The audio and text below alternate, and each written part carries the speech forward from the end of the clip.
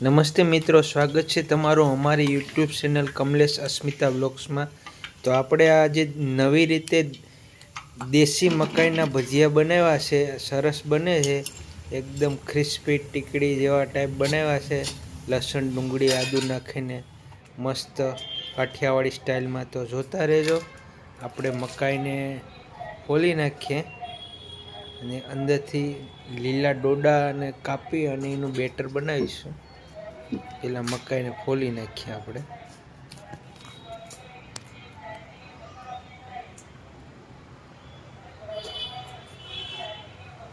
તો આપણે આ મકાઈ ફોલી નાખી છે। હવે ડોડાને આપણે કટિંગ કરી નાખીએ।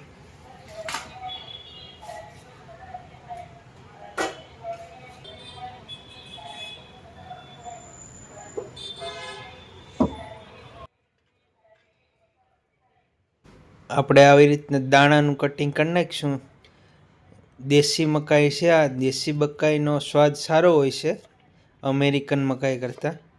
અને આ બધાએ ડોડાના દાણાનું કટિંગ કરી નાખીએ અને એનો આપણે એક ડીશમાં કાઢીને પછી મિક્સરમાં એનું બેટર બનાવીશું।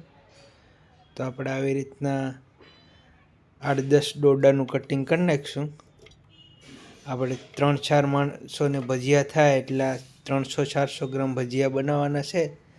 તો આપણે ચણાના લોટની જગ્યાએ આપણે આ મકાઈના ડોડાનો લોટનું બેટર બનાવીને નવી રીતના રેસીપીની ટ્રાય કરી છે અને પહેલી વાર જ બનાવું છું, પણ સરસ બન્યા છે આપણા નવા આઈડિયાથી। તમે પણ આવી ટ્રાય કરજો, સરસ બનશે। પડતર લોટ ખાઓ એના કરતાં તાજા મકાઈના ડોડાના આપણે દેશી સ્વાદ આવે, આનાથી દેશી સ્વાદ ખાવાની મજા આવે કાઠિયાવાડી। તો આપણે નવી રીતના ભજીયા બનાવ્યા છે। આવી રીતના આપણે બધું કટિંગ કરી લઈએ મકાઈને।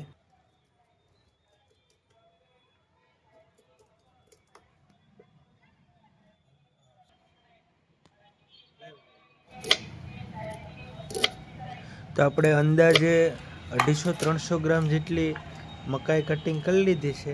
હવે આપણે લસણ ડુંગળી અને આદુ, લીલું લસણ, ડુંગળી, મરચાં, ધાણા આટલાનું કટિંગ કરી નાખીએ અને પછી આપણે આગળ મિક્સરમાં મકાઈને પીસી અને બેટર બનાવી નાખીએ।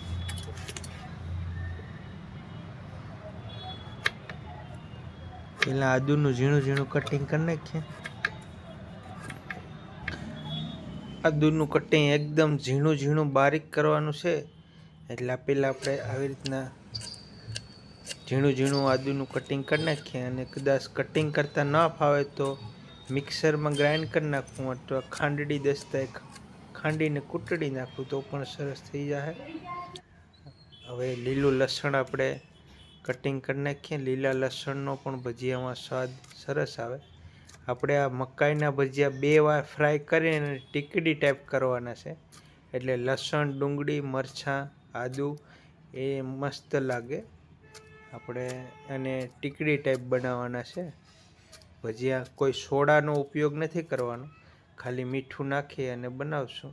લસણ કટિંગ થઈ ગયું છે, હવે મરચાં કટિંગ કરી નાખીએ।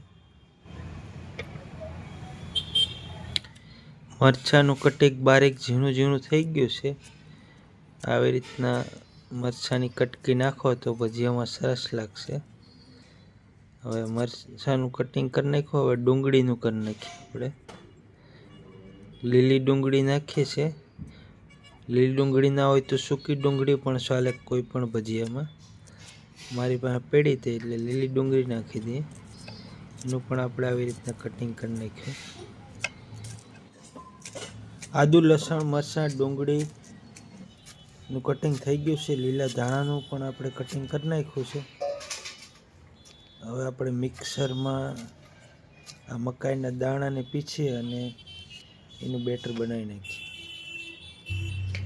તો આપણે મિક્સરના જારમાં પીસી નાખીએ છીએ અને જોઈએ એમ આપણે બેટર બહુ સાસ નાખી છે, પણ બહુ નહીં નાખવાનું, બેટર જાડી કન્ડિશનમાં રાખવાનું। આવી રીતે આપણે મિક્સરમાં પીસી નાખીએ છીએ નાના જારમાં।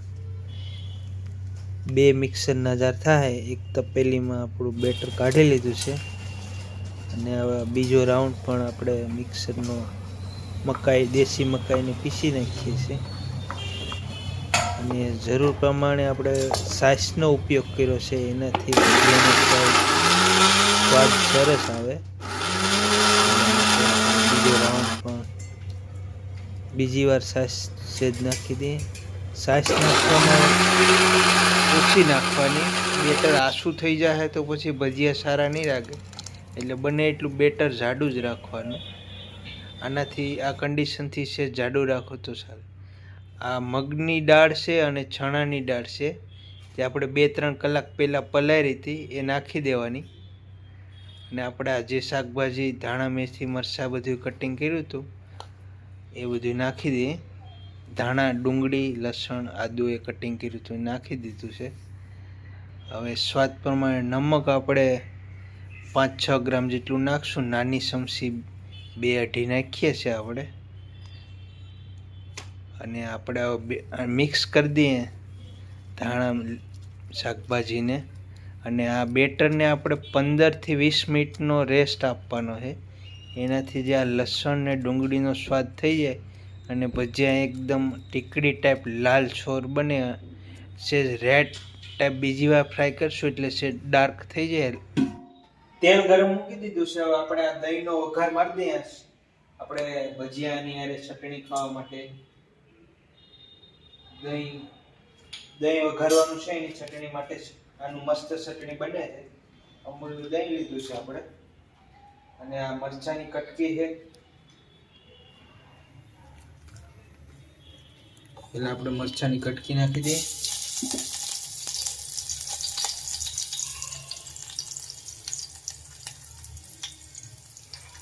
આપણે આમાં દહીં નાખી દઈએ છીએ. ગેસ ધીમો જ રાખવાનો. અને આપણે આમાં હળદર નાખી દઈએ છીએ.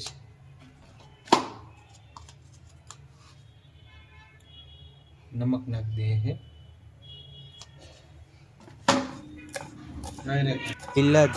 લીલા ધાણાનું કટિંગ કર્યું નાખી દઈએ છીએ. દહીંને આપણે હલાવી નાખીએ છીએ. ગેસ એકદમ ધીમો રાખવાનો, દીવા ટાઈપ જ, અને ખાલી 1 મિનિટ સેજ ગરમ જ કરવાનો, એટલે દહીંનો વઘાર સરસ લાગી જાય. દહીંની ચટણી થઈ ગઈ, અને બહુ ગરમ નહીં કરવા દેવાનું, સેજ ગરમ થઈ જવા દો એટલે મસ્ત ચટણી થઈ ગઈ છે. આપણે મકાઈનું બેટર બનાવ્યું એને 20 મિનિટ થઈ ગઈ છે. 20 મિનિટનો રેસ્ટ આપ્યો છે. હવે આપણે આના દેશી મકાઈના ભજીયા બનાવીએ. મસ્ત બેટર થઈ ગયું છે. આપણે એક પછી આને 2 વાર ફ્રાય કરવાના છે.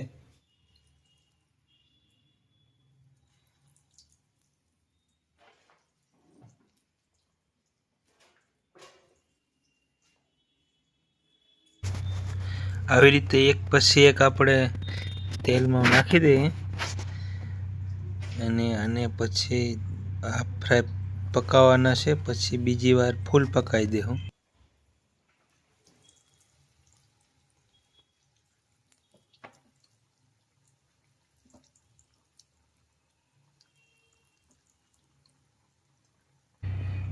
તેલમાં 10-12 ભજીયા આપણે નાખી દીધા છે. પછી તેલમાં નાખ્યા પછી 2 મિનિટ ગરમ તેલમાં પાકવા દેવાના, પછી જ ભજીયા ફેરવવાના. ભજીયા નાખતી વખતે તેલનું ટેમ્પરેચર ફૂલ રાખવાનું, નકર તેલ ભજીયામાં સડી જાય તો પછી ભજીયા સારા નહીં બને. એટલે તેલ ફાસ્ટ હોય પછી જ ભજીયા નાખવાના, અને સેટ સુધી ભજીયા પાકી જાય. બીજી વાર પણ પાકી જાય ક્યાં સુધી તેલ આમાં ફાસ્ટ જ રહે. ધીમા તેલમાં ભજીયા સારા નહીં થાય, તેલ પી જાય. અને જરૂર પડે તો થોડોક ચણાનો લોટ પણ તમે નાખી શકો, કદાચ બેટર આછું થઈ ગયું હોય તો. જરૂર પડે તો નાખી દેવાનું. આપણે તો નથી નાખ્યો, અને ભજીયા આગળ તો દેખાવમાં સરસ બન્યા છે.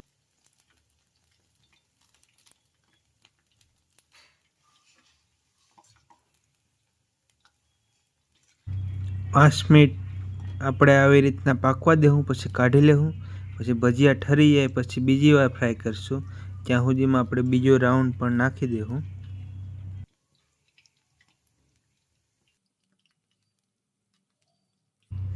ભજીયાને આપણે તેલમાં પૂરાઈને 5-7 મિનિટ થઈ ગઈ છે.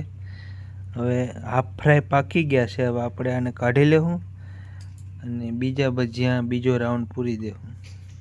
ડીશમાં કાઢી લઈએ છીએ.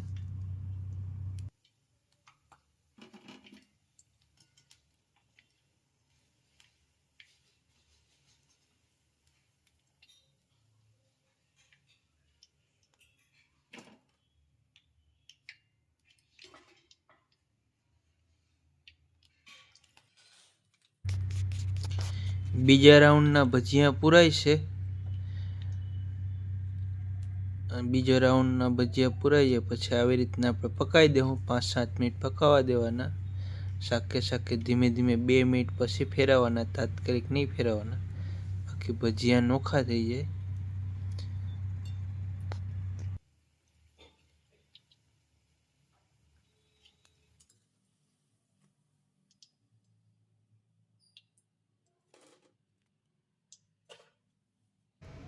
હવે આપણે બીજી વાર ફ્રાય કરી નાખીએ. આવી રીતના દબાવી દેવાના ઓછા હાથે, અને ભજીયા ઠરી ગયા છે. 10 મિનિટ થઈ ગઈ છે અને ફૂલ ગેસ રાખવાનો અને બીજી વાર ફ્રાય કરી નાખીએ. 8-10 પીસ એવા નાખશું આપણે, અને સેજ ગોલ્ડન થાય, ડાર્ક ગોલ્ડન, ત્યાં સુધી 3-4 મિનિટમાં થઈ જાય. પાકવા દેવાના અને સરસ પાકી જાય અને ભજીયા સરસ ટીકડી ટાઈપ થઈ જાય. આપણે દેશી મકાઈની ટીકડી ટાઈપ ભજીયા બનાવ્યા છે, જોરદાર બન્યા છે.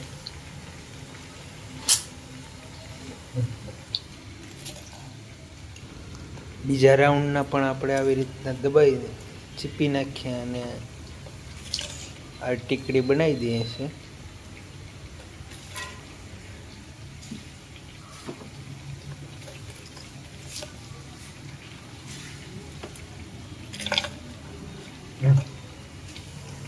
હવે આપણા દેશી મકાઈના ભજીયા ગોલ્ડન એકદમ સરસ થઈ ગયા છે, પાકી ગયા છે, ખાવા લાયક થઈ ગયા છે. તો આપણે આવી રીતના બધાય ભજીયા પકાવી દેવું. સરસ પાકી ગયા છે. દેશી મકાઈની ટીકડી તૈયાર થઈ ગઈ છે. એકદમ દેખાવમાં સરસ છે અને ખાવામાં પણ સરસ લાગશે. બધા ભજીયા આવી રીતે પકાવી દેવું. બીજો રાઉન્ડ આપણે પૂરી દઈએ.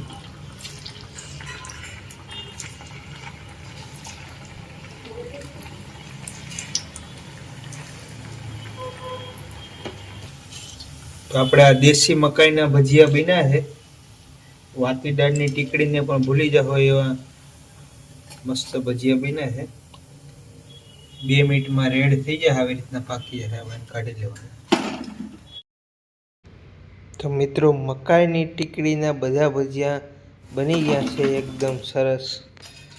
જો દેખાવમાં સરસ છે અને આપણે એની હારે દહીંની ચટણી લીધી છે. હવે હું તમને ટેસ્ટ કરીને બતાવું કેવા બન્યા છે. ડુંગળી લઈ લેશે અને લીલા મરચાં તળ્યા છે એ આપણે લઈ લેશે. મરચાં હારે અને ડુંગળી હારે ભજીયા ખાવાની મજા આવશે. ને હારે દહીંની ચટણી તો બનાવી જ છે આપણે. તો મિત્રો, આપણે આ દેશી મકાઈના ભજીયા બની ગયા છે એકદમ સરસ. હવે એની ટીકડી બનાવી છે મસ્ત ન્યૂ રેસીપી. હવે હું એનો ટેસ્ટ કરીને બતાવું કેવા લાગે છે. એની હારે આપણે આ દહીંની ચટણી બનાવી છે.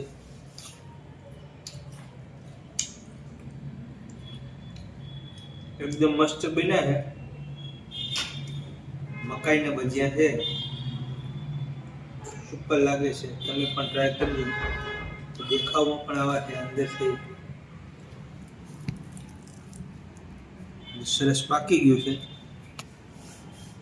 તો આ મકાઈના ભજીયા સરસ બને છે. તમે પણ ટ્રાય કરજો. અને વિડીયો સારો લાગ્યો હોય તો વિડીયોને લાઈક કરજો, શેર કરજો અને ચેનલને સબસ્ક્રાઈબ કરજો. મળીશું અગલા વિડીયોમાં. ત્યાં સુધી બાય બાય. જય માતાજી, જય શ્રી કૃષ્ણ. બાપા શ્રી કૃષ્ણ.